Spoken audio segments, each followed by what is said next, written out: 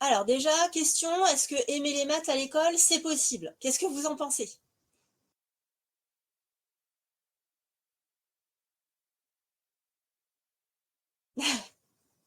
Oui, Christine.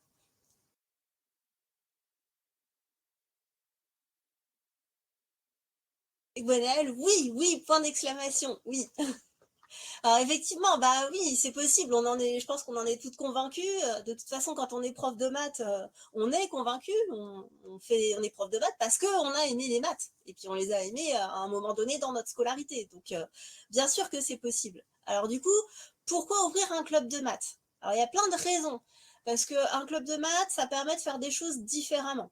Déjà, on voit les maths autrement. Parce qu'on fait des maths, mais sans s'en apercevoir, c'est des maths qui sont sous-jacentes souvent. Des maths dans des jeux, des maths dans des puzzles avec du repérage, des jeux de calcul, des jeux avec des nombres. Donc c'est voilà, c'est plus des jeux, mais derrière il y a des maths. Et puis en même temps, on développe des compétences, on développe des stratégies, on automatise. Hein, quand on répète plusieurs fois la même chose, quand on joue à un même jeu, un jeu où on ajoute des nombres pour les petits, des jeux où on ajoute des nombres positifs, négatifs. Je pense notamment au Skyjo pour les un tout petit peu plus grands. Il y a des nombres, il y a des jeux où il va falloir multiplier. Il y a des jeux où il va falloir vraiment avoir une stratégie très spécifique, comme les échecs, comme le bridge, où on compte aussi beaucoup hein, dans le bridge. Bref, on développe plein de choses avec les jeux, et notamment des jeux de société, mais aussi des puzzles. Et ça permet finalement de faire des maths, mais de faire des maths alors qui ne sont pas des maths scolaires en réalité. C'est des maths ludiques, des maths qui sont sous-jacentes dans le jeu, parce que c'est pas vraiment ce qui est important dans le jeu. Hein. Ce qui est important, c'est s'amuser. Et puis surtout, ce qui est intéressant dans un club de maths, et puis avec ce côté ludique du club de maths, c'est que bah, on cherche.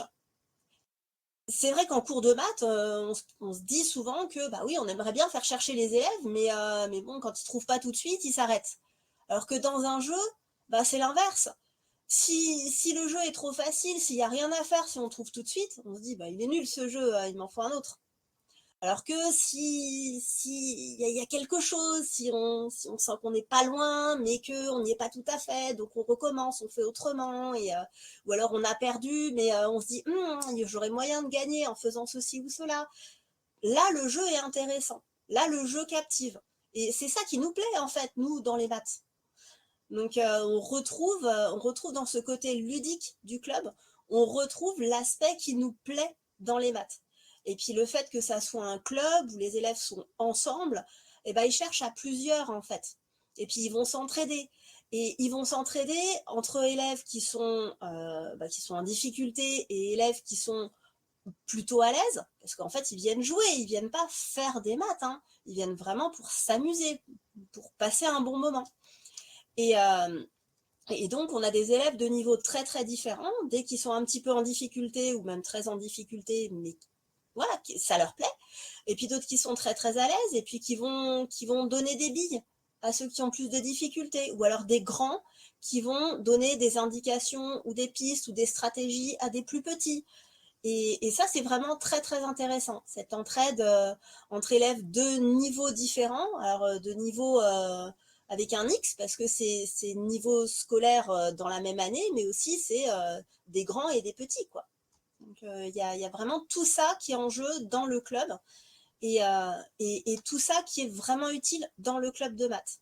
Et en plus, tout ça, ça se passe pas en classe, ça se passe sur le temps périscolaire. Donc c'est tout bénéfice pour nous, parce que ça ne nous prend pas de temps en classe, c'est un club, c'est à part. Les élèves, eux, ils viennent en plus, donc finalement, ils font leurs maths à l'école normalement, et puis ils viennent faire des maths, même s'ils s'en aperçoivent plus ou moins, mais en plus de leurs heures. Donc là, c'est tout gagné. Et en plus, ils aiment ça, hein, ils viennent et ils adorent ça. Bon, ça c'est top. Alors maintenant, je vais vous expliquer comment je suis venue, moi, à faire un club de maths. Bah, alors, il y avait les concours. Dans mon collège, on faisait le kangourou des mathématiques et puis les livres de la géométrie pour le plaisir, qui sont je crois, les premiers livres que j'ai achetés pour ma classe. Mais aussi des petits livres que j'avais mis en bibliothèque de fond de classe, bon, des classiques, hein, des Denis Gage, mais aussi les annales du championnat des jeux mathématiques de la FFJM, parce que moi j'y avais participé quand j'étais en troisième. Et tout ça, ça vient de mon ressenti à moi, en fait, parce que quand moi j'étais en troisième, j'ai découvert ces livres de la géométrie pour le plaisir que ma prof de maths avait, et puis elle nous avait fait des photocopies pour la fin de l'année. Et j'ai passé mes vacances entre la troisième et la seconde à faire des dessins de la géométrie pour le plaisir et à les colorier. J'avais adoré. Et puis on avait fait cette année-là le championnat des jeux mathématiques de la FFJM, d'où les annales. Alors là, celles que vous voyez, c'est de vieilles annales, à l'époque où elles étaient imprimées et publiées. Maintenant, on les trouve sur le site de la FFJM. Mais j'avais adoré ce championnat. J'avais pas mal joué avec les annales que ma prof avait. Et puis, et très vite, j'avais réclamé à mes parents mes propres annales pour jouer aussi. Et ces livres, je les ai partagés très tôt avec mes élèves. Et au départ, ça a commencé comme ça, en fait. Il y avait un petit coin avec des livres pour les élèves qui avaient terminé, la géométrie pour le plaisir. Alors, c'était assez rigolo parce qu'ils commençaient une figure et puis après, ils laissaient leur feuille dedans. Et au cours suivant ou deux cours suivants, pareil, quand ils avaient terminé, ils allaient reprendre le livre avec leur figure qui continuait. Donc, il y a encore des feuilles de travaux qui sont commencées dans mes livres. Les annales, c'est pareil, ils pouvaient les emprunter et puis chercher à la fin de l'heure. Ils pouvaient bouquiner un petit peu des livres autour des maths. Et puis, bon, ça a commencé comme ça, en fait, un petit coin avec des choses un peu ludiques. Puis, il y a quelques années, j'ai découvert les sacs à maths avec l'association Les Maths en Scène. Alors là, je me suis dit, ça c'est génial, c'est encore un autre niveau, parce que les sacs à maths, c'est le moyen non seulement de faire lire, parce qu'il y a des livres dedans, mais aussi de faire jouer. On met au moins un livre, un jeu et une activité informatique dans le sac qu'on prête aux élèves, et on les prête dans les familles. Donc les enfants rentrent avec le sac dans la famille, ils le gardent pour 2 semaines, et puis ils jouent avec leurs parents, leurs frères et sœurs. Et là, c'est un autre niveau, parce que non seulement l'enfant, lui, il a une autre perception des maths, c'est plus fun, mais en plus, il fait partager cette perception-là autour de lui, aux ses frères et sœurs, à ses parents. Donc, ça permet de toucher beaucoup plus de monde et puis de montrer cet aspect-là des maths que le grand public n'a pas, en fait. Que le grand public s'imagine que c'est un truc hyper austère, voilà, c'est vraiment pour des geeks qui aiment s'ennuyer et puis qui aiment pas voir la lumière du soleil. Enfin, voilà. Et alors que en fait, nous, ce qu'on aime, c'est ce côté ludique des maths. C'est chercher, c'est trouver. Alors trouver, ça c'est encore mieux, mais surtout chercher. En fait, on adore ça. Et avec les sacs à maths, ben, on transmet tout ça dans les familles aussi. Et ça m'a bien plu. Donc, après, dans la Gazette du Kangourou, puisqu'on faisait le concours Kangourou, j'ai vu passer une info sur le tournoi Inter-Rubik. Et à l'époque, ils offraient les cubes aussi pour les inscriptions. Donc je me suis dit, oh, pourquoi pas, allez, inscrite, j'ai reçu les cubes et j'ai proposé aux élèves un club Rubik's Cube. Je me suis dit, bon, Rubik's Cube, moi, ça fait 15 ans que j'en ai pas fait, je me rappelle plus du tout, mais c'est pas grave, je vais réapprendre avec les élèves. Et ben, j'ai été assez surprise de voir qu'il y avait des élèves qui venaient et qui maîtrisaient, mais à un niveau incroyable, la résolution du cube. Ils le résolvaient en quelques secondes. À côté de ça, il y avait de grands débutants. Et tout de suite, ils se sont entraînés. C'est-à-dire que les grands débutants, ils sont arrivés, et moi je pensais démarrer avec eux, avec un petit manuel, et puis faire les étapes une par une, et puis apprendre comme ça avec eux. Et en fait, ils ont été coachés par les plus forts.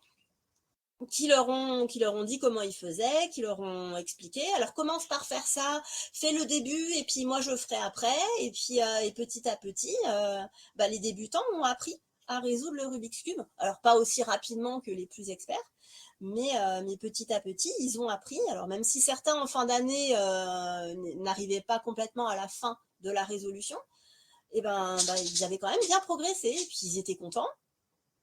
Ça leur plaisait bien et moi j'étais ravie de cette entraide justement qui s'est instaurée, mais tout de suite, j'ai rien eu à faire en fait.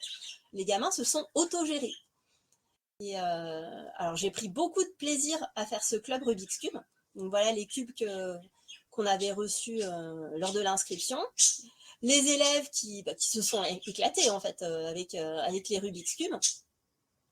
Alors du coup pour leur faire plaisir, j'en avais acheté des pas chers, hein, mais avec des formes différentes, et puis ils se sont entraînés sur les cubes aux formes différentes, et certains connaissaient déjà, d'autres non, ils ont essayé de trouver des stratégies, c'était vraiment intéressant, et puis ça m'a bien plu, c'était super chouette.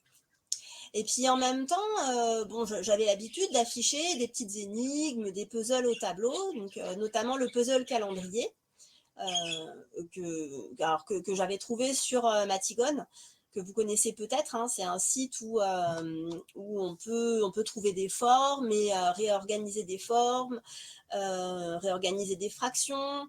On a des tuiles algébriques aussi. Il y a plein d'outils en fait autour des maths. Et puis les jeux. Donc ce puzzle calendrier m'avait bien plu, il m'avait tapé dans l'œil et donc je l'ai imprimé et puis je l'ai proposé aux élèves. Alors, ils ont bien aimé. Petit à petit, j'ai tout un tas d'énigmes qui a colonisé un de mes tableaux. Donc j'ai fini par laisser ce tableau-là aux énigmes, puzzles, jeux en tout genre. Et j'ai remarqué que les élèves avaient tendance à rester après le cours, pendant la récréation, où ils venaient, hein, carrément, pendant la récréation pour faire les énigmes, pour chercher les puzzles, parce qu'ils savaient que les puzzles étaient là. Et ils jouaient bien le jeu, enfin, ils prenaient pas trop de temps, enfin, comment dire, ils profitaient pas du cours pour faire des puzzles. En cours de maths, ils faisaient le cours de maths. De toute façon, les puzzles, là, ils étaient à manipuler, donc pendant le cours, ils pouvaient pas. Et après le cours, là, ils allaient tester et puis essayer. Et ça leur plaisait bien. Mais c'est là que je me suis dit, ça fait longtemps que je pense à faire un club de maths, mais jusque-là, j'ai pas osé me lancer. Les élèves, il y en a qui viennent pendant les récréations. Et si je leur proposais un temps, non pas de club Rubik's Cube, mais de club de maths? Finalement, j'ai tenté le coup. Et ça a super bien marché. Ça a bien pris avec des élèves qui venaient parce qu'ils avaient envie de jouer, hein. Pour eux, c'était des jeux autour des maths.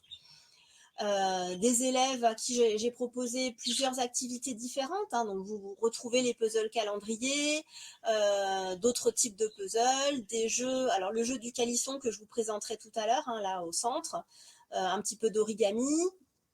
Il y a des tendances en fait au club. Il y a une grosse tendance origami l'année dernière, et puis là c'est un petit peu passé. Bon, c'est toujours à disposition, ça va revenir, hein, mais voilà, il y a des tendances comme ça que je m'explique pas. Et donc les élèves sont venus et puis ça leur a bien plu. Ils ont l'air assez contents. Ils font des maths, hein, puisque derrière tout ça, il y a des maths. C'est pas n'importe quel jeu ou n'importe quelles activités non plus, hein, durant le club. Donc il y a des jeux de calcul également, hein, qui viennent chercher, pas seulement des puzzles. Et ça leur plaît bien. Voilà, différents types de jeux. J'en reparlerai après. L'année dernière, on a eu la chance d'obtenir le Fab Lab en prêt de Canopée et Univers Sciences. Alors tous les Canopées, hein, proposent un Fab Lab aux établissements. Il faut candidater et si le dossier est reçu, on a le Fab Lab pour 1 an dans l'établissement avec une imprimante 3D, une découpeuse Caméo et une machine à coudre. Et il y a aussi 10 cartes microbits. Et donc ça pour la durée d'1 an. Donc on en a profité. Des défis sont proposés d'ailleurs par Canopé. Il y avait un défi autour de la proportionnalité qui était vraiment intéressant. Et alors les grands ont laissé les petits sixièmes le chercher parce que eux, ils avaient déjà des réponses. Mais c'était vraiment intéressant d'écouter les élèves chercher ce défi autour de la proportionnalité. Et c'est ça que j'aime bien en fait dans le Club Math, c'est que alors les élèves, en tout cas chez moi, hein, les élèves choisissent l'activité qu'ils veulent faire et alors ils cherchent ensemble et j'adore les écouter. J'adore leurs discussions, leurs échanges. Mais non, ça faudrait faire comme ça. Ah, mais toi, tu ferais comme ci. Ah, mais pourquoi? Et c'est vraiment intéressant. Voilà, j'aime beaucoup ça. Je vais laisser la parole à un élève. Alors, je vais voir comment je peux partager cette vidéo. Hop, j'espère que vous aurez le son. Bien. Alors, hop, normalement, je peux... Ah. Parce que là, ça va marcher.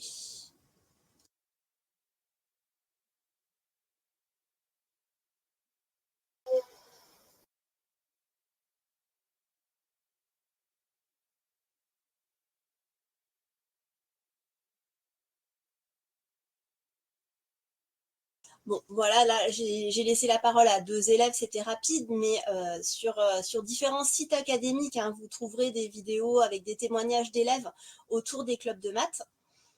Et je vais faire autrement, je vais repartager. Voilà.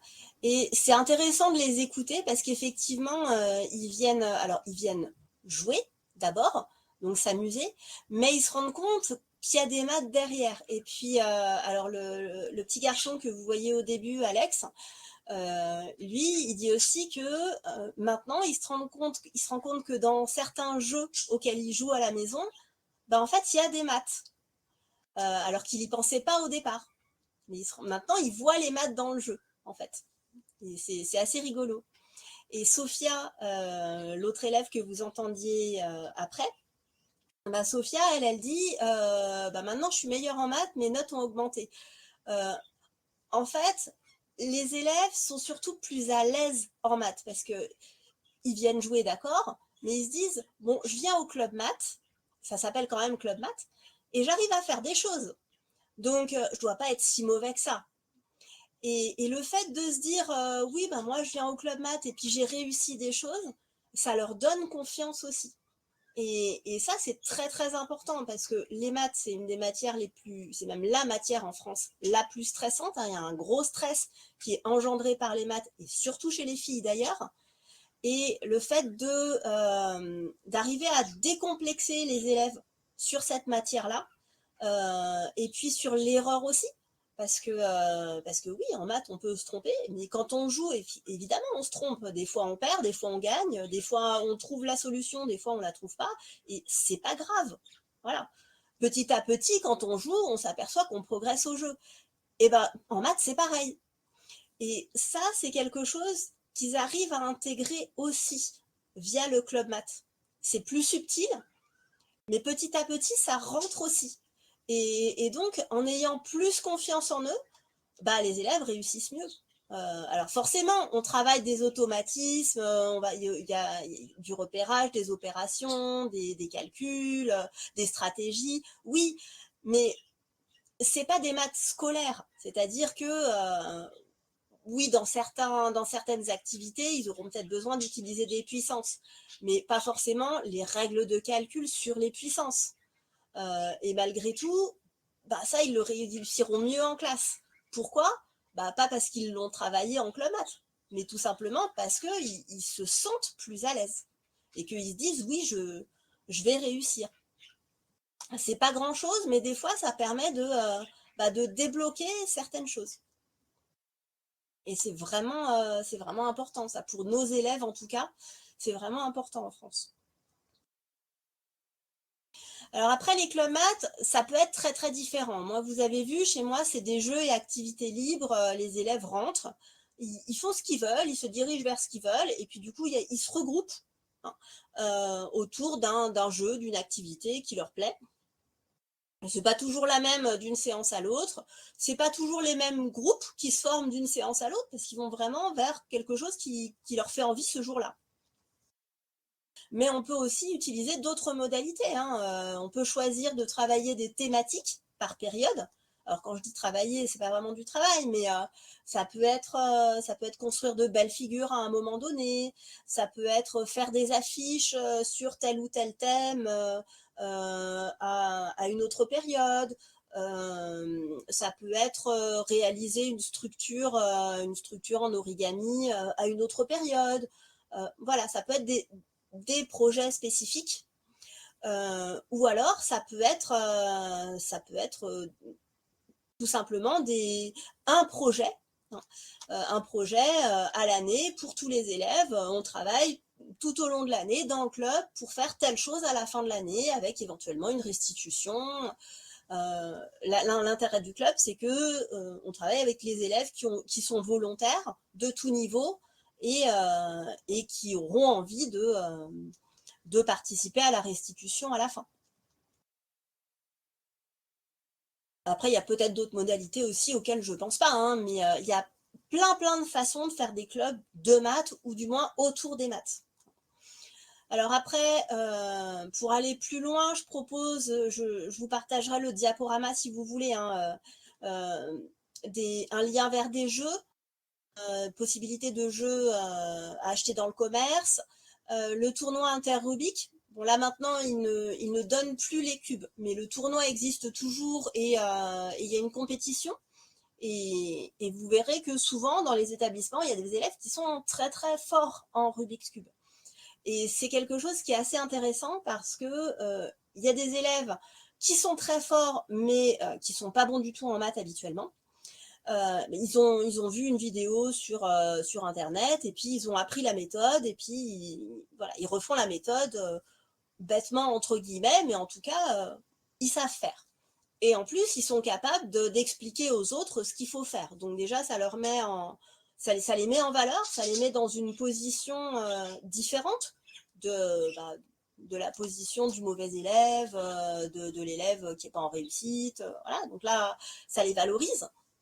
Et puis en plus, ces élèves-là, ils se dirigent très souvent vers des Rubik's Cube, enfin qui ne sont pas forcément des cubes de la marque Rubik, hein, mais vous voyez ce que je veux dire, des objets de formes différentes. Il y en a en forme de tétraèdre, il y en a avec des formes un peu bizarres.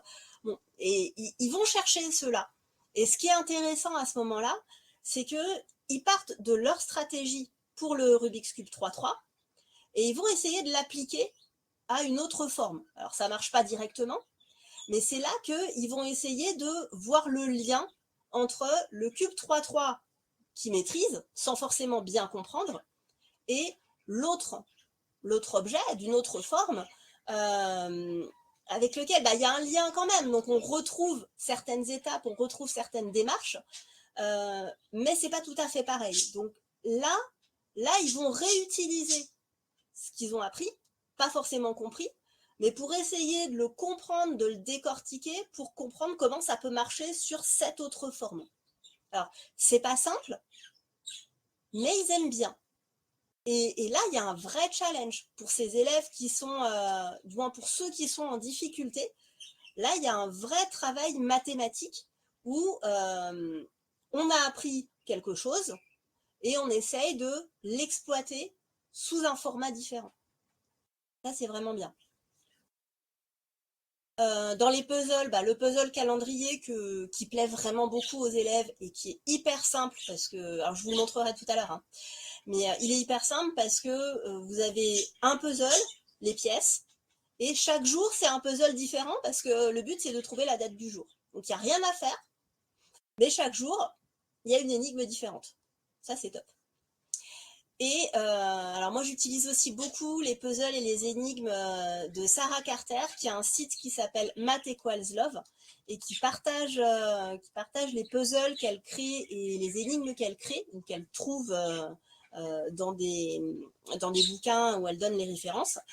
Et Et c'est des puzzles ou des énigmes qui sont vraiment très faciles à mettre en place parce que c'est du clé en main en fait. Il suffit d'imprimer la fiche, de plastifier, de découper et puis hop, c'est prêt. Donc c'est vraiment super et les puzzles sont intéressants, hein. Et il y a un petit peu de tout. Il y a des puzzles de repérage, des puzzles de calcul. C'est des énigmes en fait. Voilà. Je vous mettrai les liens. Je vous partagerai le diapo si vous voulez ou alors je vous mettrai les liens sur le chat. Je vais parler maintenant des financements parce que ça aussi c'est important quand on veut ouvrir un club. Les financements possibles pour le club de maths. Alors, moi, dans mon collège, on a eu un gros financement du CNR avec notre école Faisons-la ensemble. On avait fait un dossier très tôt quand le dispositif a démarré. En fait, nous, on a fait le dossier en décembre, donc il y a 2 ans. Et ça a bien marché, on a eu les sous et on est même très content parce qu'on a suffisamment de matériel pour pouvoir prêter aux écoles, aux collèges, aux lycées alentours et étendre cet esprit de club maths dans toute la ville, parce que c'était un peu notre but.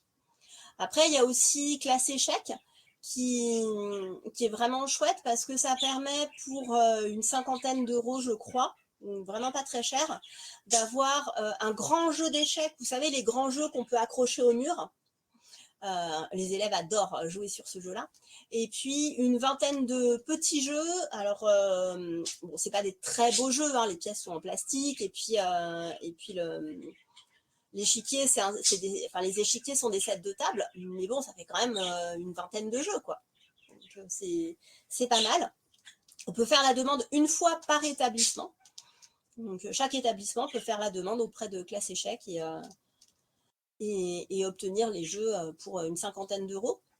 Après, il y a aussi des offres dans le second degré sur Adage avec le Pass Culture, notamment l'offre de l'association Les Maths en Scène. Hein, vous avez vu tout à l'heure les sacs à maths.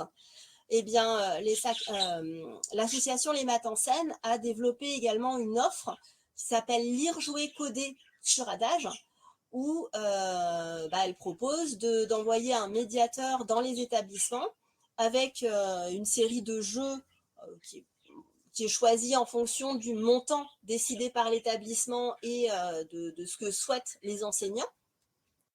Ils mettent en place une soirée jeux mathématiques ouverte aux parents, aux enfants et aux enseignants évidemment. Hein. Et à la fin, les jeux restent dans l'établissement. C'est un bon moyen d'acquérir du matériel aussi avec le Pass Culture qui propose ce financement-là. Et puis sinon, il y a aussi le FSE hein, qui souvent aide pour l'achat de matériel à destination des élèves. Parfois les associations de parents, ça vaut le coup de les contacter hein, s'il n'y a pas d'autres financements possibles. Et puis, suivant les établissements, les académies, il peut y avoir des financements autres. Hein. Je sais qu'il y a pas mal d'établissements qui ont envie d'ouvrir des clubs de maths et qui proposent une somme donnée pour acheter des jeux ou du matériel qui servira à ouvrir un club. Donc, il y a moyen de voir ça aussi avec les chefs d'établissement et les gestionnaires. Est-ce que vous avez des questions jusque-là?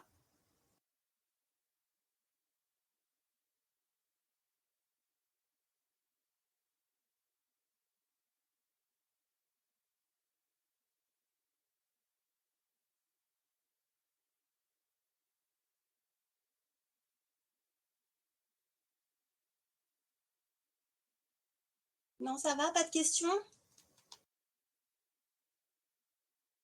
Alors, je vais vous proposer de jouer à quelques jeux. Vous en voyez un là à l'écran, c'est les 4-4. C'est un jeu de Sarah Carter, hein, c'est un des puzzles de Sarah Carter, où il faut utiliser des signes entre les 4-4 pour trouver les nombres de 1 à 10. Alors, on a le choix entre...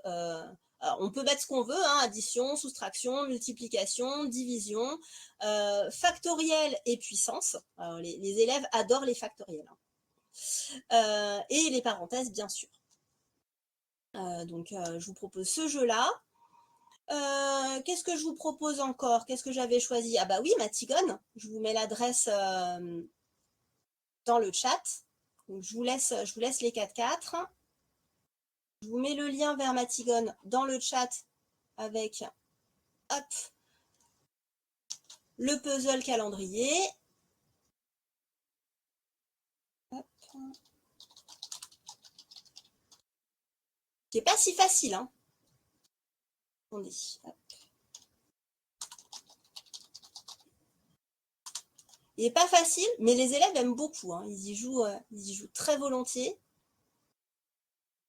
Et je vais vous montrer aussi un autre jeu. Alors, je vous laisserai chercher ce que vous voulez, hein. Mais je vais vous montrer aussi un autre jeu qui est le jeu du Calisson, qui a ses adeptes, hein, il a ses fans. Vous connaissez peut-être déjà.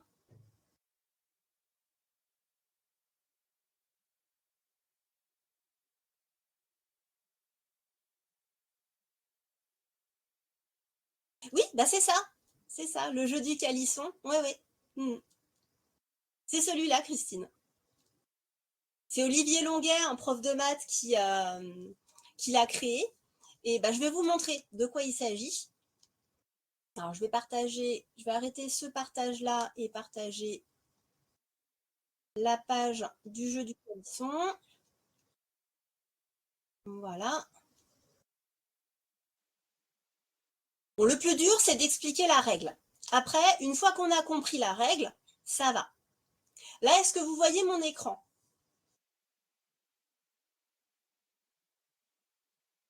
Oui, c'est bon. Ok, super. Alors, je reviens sur ma page du jeu du Calisson. Donc, le principe, c'est de dessiner un empilement de cubes, ou plutôt de retrouver l'empilement de cubes qui avait été choisi au départ. L'empilement de cubes, il est représenté par des losanges. Donc, toute cette grille-là va être pavée par des losanges. Et lorsqu'on a un trait plein qui est déjà dessiné, ça indique qu'il y aura un changement de direction dans les losanges. Alors donc, dans un premier temps, on commence par les coins, parce que c'est le plus facile. Ici, bah, je ne sais pas trop si je vais avoir un losange dans ce sens-là et puis un autre comme ça. C'est possible. Ou alors, un losange dans ce sens-là et un autre comme ça. J'ai deux possibilités. Par contre, ce que je sais, c'est que ici, j'ai pas le choix. Pardon, c'est pas ça. Que je fasse. Voilà. Ici, j'ai pas le choix. Je peux pas avoir d'arête ici, sinon j'ai pas de losange, j'ai juste des triangles. Ça marche pas. Donc, je vais avoir un losange ici. Et puisqu'ici j'ai un trait plein, ça signifie que là, je vais avoir un losange dans l'autre sens. Est-ce que vous voyez comment elle commence à se paver, cette grille?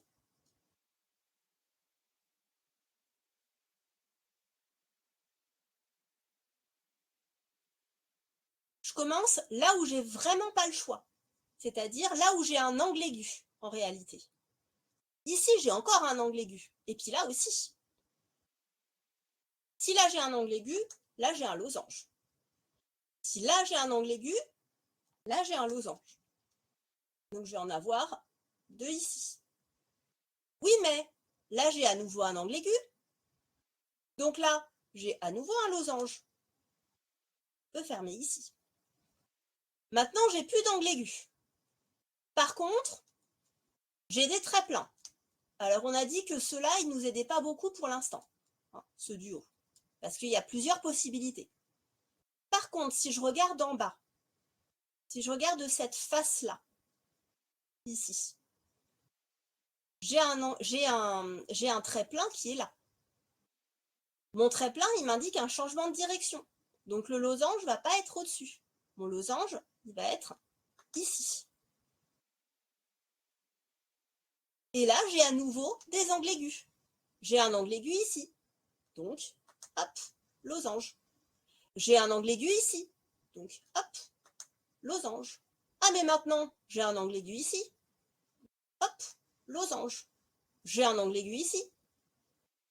Hop, losange. Et là, bah là, j'ai plus que des angles aigus. Donc mes losanges, ils vont être situés comme ceci. Et le but du jeu, c'est d'arriver à fermer la figure en ayant les arêtes obligatoires, mais que les arêtes obligatoires. Là, j'en ai une en trop. Elle est où mon arête en trop? Et il m'en manque une aussi.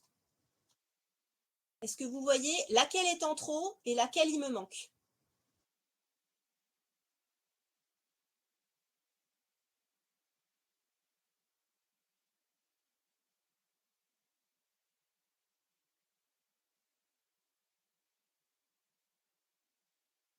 Vous avez le droit de dire non, hein.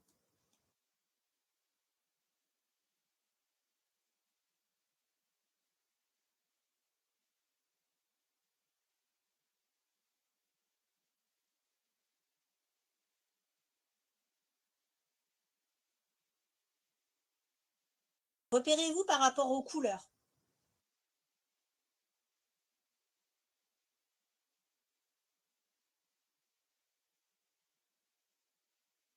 J'ai une arête qui est tracée qui ne sert à rien. Et j'ai une arête par contre qui devrait être tracée et qui ne l'est pas.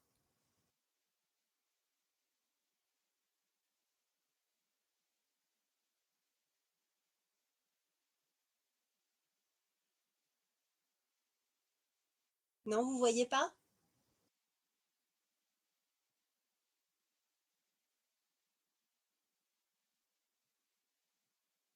N'hésitez pas à ouvrir vos micros hein, si vous voulez.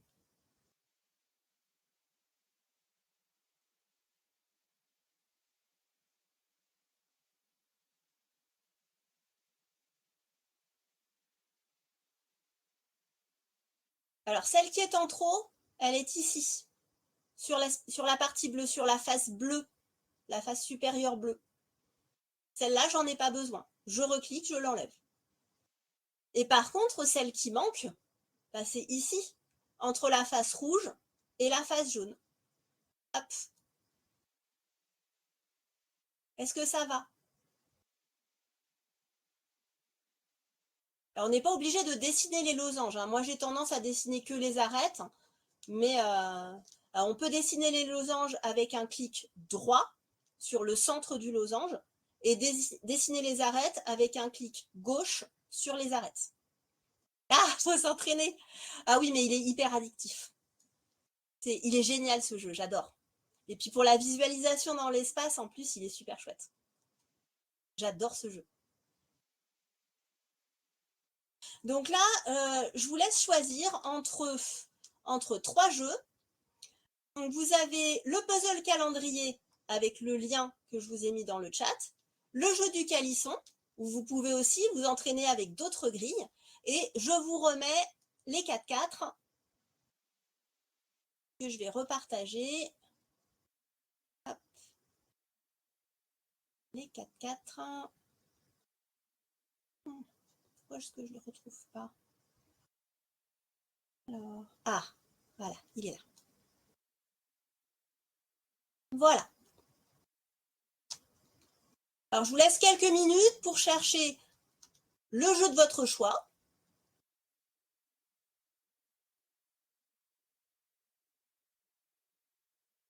Et puis, vous me direz après ce que vous en pensez. Cherchez ce que vous voulez.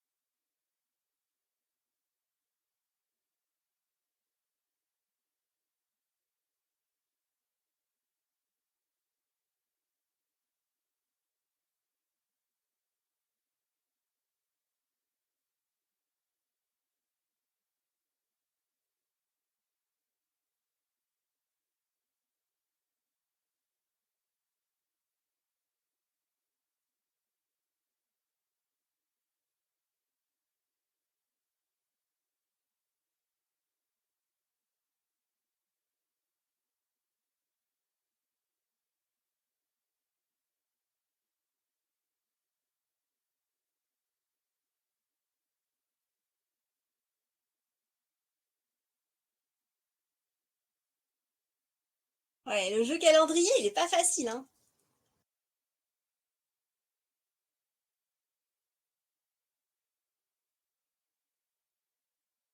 Il y en a des encore plus durs où il faut trouver le jour de la semaine, le jour du mois. Donc, faudrait trouver le samedi 29 et juin. Encore plus dur.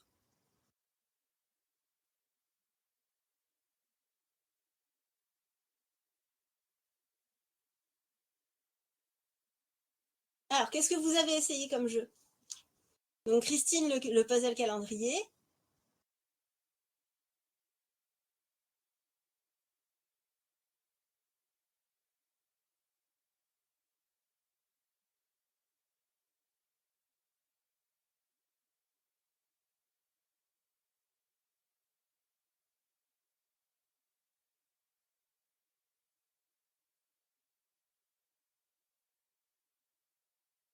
Ah, Gwenaël, un calisson. Alors, le calisson?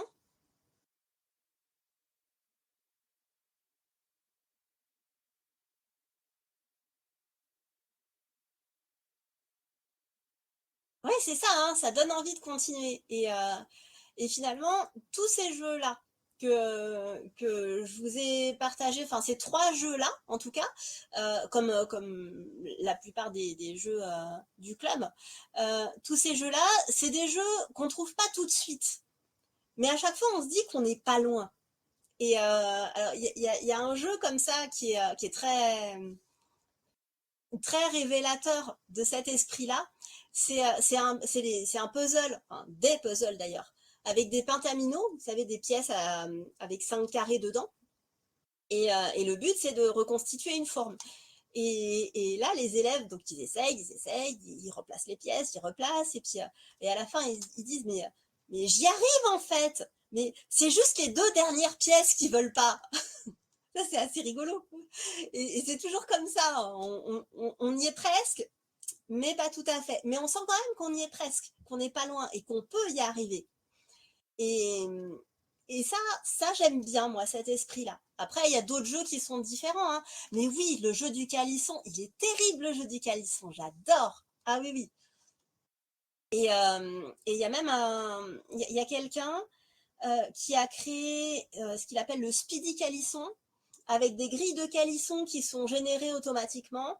Et il y a un temps, alors ça j'ai pas encore eu le temps de tester le speedy calisson, mais Olivier Longuet, donc lui qui a créé le jeu du calisson, qui est prof de maths aussi, lui en lycée en Normandie, et lui il dit que le speedy calisson est très très sympa, donc ça doit être chouette aussi.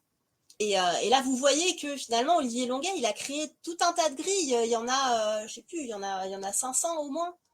Il y en a plus de 300 en tout cas, parce qu'il en a fait une par jour pendant plus d'un an. Et après, il y en a eu plus de 500, il me semble. Combien il y en a en tout? Hop, hop. Si je vais sur accueil. Alors, dernière grille. Ah, il n'y a plus de numéro. Ah non, il n'y a plus de numéro. Bon, c'est pas grave. Mais il en a fait plein, plein, plein. Donc, il y a de quoi faire. Et moi, j'en imprime. J'en imprime certaines, alors pas toutes parce qu'il y en a vraiment beaucoup, hein, mais j'en ai imprimé certaines sur papier, je les mets dans des pochettes. Alors c'est pareil pour les puzzles type l'énigme des 4, là, le puzzle des 4. Je mets dans des pochettes spécifiques où on peut écrire dessus. Vous les trouvez dans le commerce sous le nom euh, pochette, pochette effaçable à sec. C'est ça. Effaçable à sec. Donc c'est pas les pochettes de classeur en fait, hein. Mais mais même si vous plastifiez le truc, au bout d'un moment, ça va devenir tout sale avec les marqueurs. Si vous mettez dans cette pochette là, ces types de pochettes là, bah là ça ne deviendra pas tout sale et elles sont vraiment super pratiques. Et donc mes grilles de jeu du calisson, je les mets dedans et puis les gamins ils peuvent alors soit repasser les arêtes uniquement s'ils veulent faire que les arêtes, soit colorier des faces. À ce moment-là, ils prennent 3 feutres de couleurs différents et puis ils colorient les faces et comme c'est des feutres d'ardoise, bah, ils peuvent effacer quoi. S'ils se trompent, ils effacent, ils recommencent. Mais oui, oui, le jeu du calisson, c'est sympa, hein. Et le jeu des 4 est sympa aussi, hein. Alors, bon, j'avoue, pour les puzzles de calcul, ce que je fais, c'est pas bien.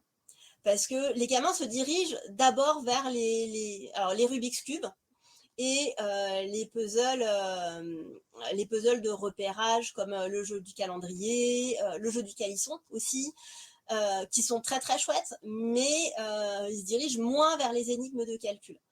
Alors, quand ils résolvent plusieurs énigmes du type puzzle des 4, je donne un chocolat. Donc, je prévois, voilà, j'ai mon stock de petits chocolats, caramel, machin.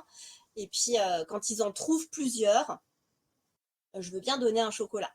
Mais il y a des conditions. Pour les élèves en difficulté, j'accepte uniquement que le calcul soit juste dans un premier temps. Voilà, même si c'est pas très bien écrit, c'est pas grave. Voilà, j'ai compris leur démarche, ça va. Et puis au bout d'un moment, je leur dis, ben oui, mais non, là, les priorités, elles sont pas justes. Il faut mettre ce qu'on appelle des parenthèses, etc. Et il y a toujours un autre élève qui vient leur expliquer comment ça marche pour les parenthèses, les priorités, tout ça, tout ça. Et s'ils veulent leur chocolat, après, ben faut bien écrire le calcul. Donc bon, ils y mettent du sien, enfin ils y mettent du leur, ils font attention, tout ça. Parce que si ça marche pas, ils n'ont pas de chocolat. Et si ça marche, bah, ils ont leur chocolat. Alors, je sais que c'est pas bien de les acheter comme ça avec des sucreries, mais ça marche. Et ils viennent chercher des énigmes de calcul et ils viennent réclamer des énigmes de calcul. Donc, finalement, c'est chouette. Bon, en vrai, c'est les chocolats qu'ils veulent, on va pas se mentir. Mais ça les fait calculer. C'est pas mal. Et oui, oui, il y a plein de jeux comme ça qui sont très très sympas. Le jeu du calisson, il est génial. Si vous avez la chance d'avoir des tablettes aussi, il y a le jeu des carrés qui a l'air de rien comme ça. Mais il y a une stratégie derrière et vraiment pas simple. Attendez que je vous le retrouve. Game About Squares. Où est-ce qu'il est, Je l'avais ressorti en plus. Le jeu des carrés. Ah voilà, il est là. Hop. Ouais, il a l'air de rien, hein. Au début, c'est très facile. Et puis, à partir du niveau 8, 9, 10, ça l'est un petit peu moins. Il faut réfléchir un petit peu. Et il y a des niveaux qui sont, voilà, qui sont assez difficiles. Mais alors, ce jeu-là, le jeu des carrés, il faut vraiment avoir ordinateur ou tablette, hein. C'est vraiment un truc numérique. Mais sinon, il y a plein de jeux d'énigmes qu'on peut proposer sans avoir un gros budget.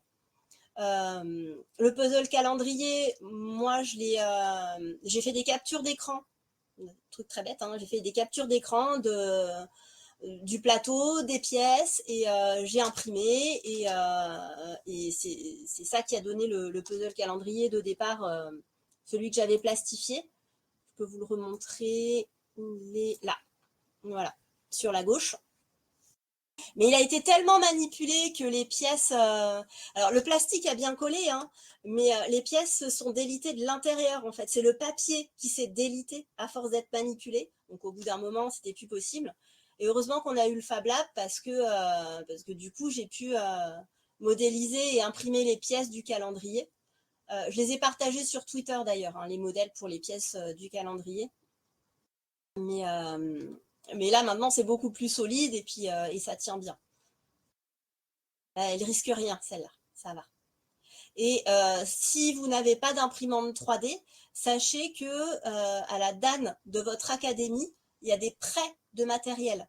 Donc vous pouvez vous rendre sur le site de la DAN, DANE, hein, de votre académie, la direction académique du numérique éducatif ou pour l'éducation ou dans l'éducation, un truc comme ça. Et donc vous allez sur le site de la DAN et il y a moyen d'emprunter du matériel. Donc il y a toute une liste de matériel que vous pouvez emprunter. Vous sélectionnez ce que vous voulez, vous donnez votre disponibilité, donc le moment où vous souhaiteriez avoir le matériel, et puis vous avez une réponse.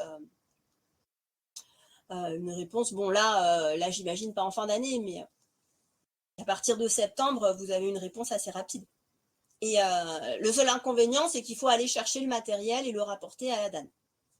Voilà. Si l'établissement a un budget, c'est possible d'avoir des imprimantes 3D autour de 200 €. Ça reste, ça reste quand même un bon investissement parce que ça permet de faire pas mal de choses. Et des pièces de puzzle, des cubes Soma aussi. D'ailleurs, les cubes Soma ou les Rubik's Cube, on peut en trouver souvent des pas chers. Alors bon, là c'est à acheter nous-mêmes, éventuellement à se faire rembourser par l'établissement, mais on peut en trouver des pas chers sur des sites comme Amazon ou alors chez Action. À un moment donné, ils avaient plein de cubes Soma qui étaient chouettes. Et il y a plein de formes qu'on peut faire avec les cubes Soma. D'ailleurs, sur le site Math Equals Love de Sarah Carter, vous pourrez trouver des cubes Soma, enfin des puzzles avec les cubes Soma. Il y a aussi des puzzles classiques avec le tangram.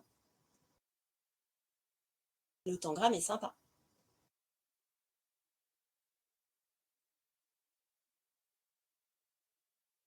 Est-ce que vous avez des questions? Oui. Alors, l'offre Les Maths en scène via Adage, alors c'est une offre nationale. Donc oui, dans tous les départements. Après, il faut qu'il y ait un intervenant de l'association dans le département. Alors souvent, il y a au moins des membres de l'association qui accepteraient de se déplacer. Mais en tout cas, ça vaut le coup de demander.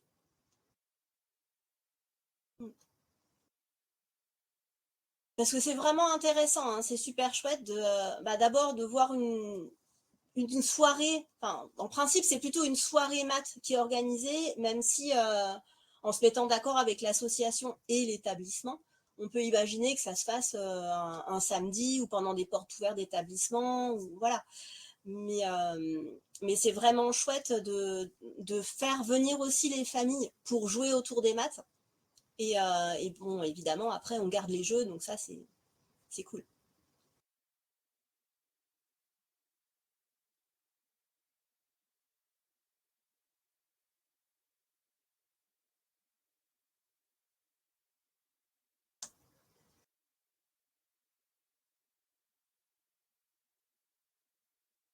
Alors, j'essaie de vous partager le diaporama, mais j'arrive pas à le partager. Bah écoutez, je vous mets mon adresse mail. Comme ça, vous pouvez me le demander et je peux vous l'envoyer par mail. Parce que j'arrive pas à le partager là, je sais pas pourquoi. Ça veut pas. Alors pour les soirées maths, alors faire un dossier, non, c'est pas sur dossier. Il faut faire une demande dans l'application Adage. L'application Adage, c'est via Arena, la structure où on a les liens vers eProf, le truc pour les examens et tout et tout. Donc on va sur Arena et en général via Arena, on a très rapidement Adage. Hop, voilà, Adage qui arrive dans le menu, ou alors c'est dans gestion EAC, éducation artistique et culturelle. Et là, dans Adage, il faut chercher les offres, puis association. Alors, si on cherche maths, on tombe assez vite sur les maths en scène, en fait. C'est l'association Les Maths en scène. Voilà. Et donc là, il y a un mail de contact. D'ailleurs, c'est facile, hein. On n'est même pas obligé de passer directement par Adage.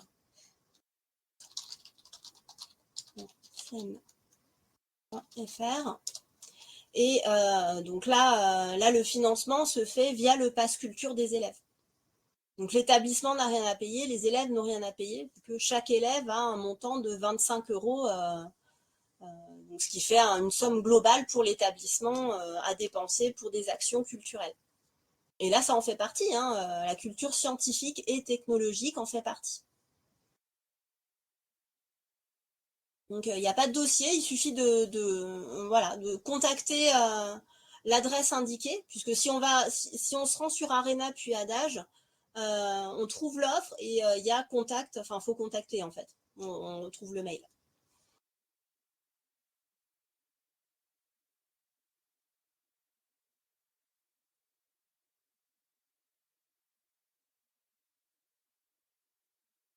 Et ben c'est super Christine. N'hésitez pas les uns les autres à m'écrire pour me demander le diapo. Comme ça, je pourrais vous l'envoyer par mail. Là, voilà, je peux pas le partager, c'est bizarre. Mais voilà, comme ça, je vous partagerai le diapo avec les liens qui sont dedans.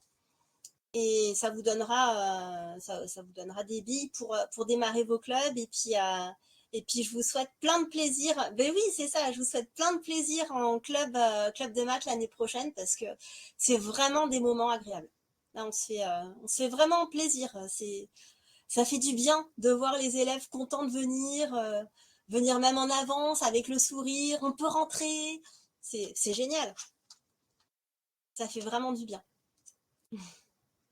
Merci à vous.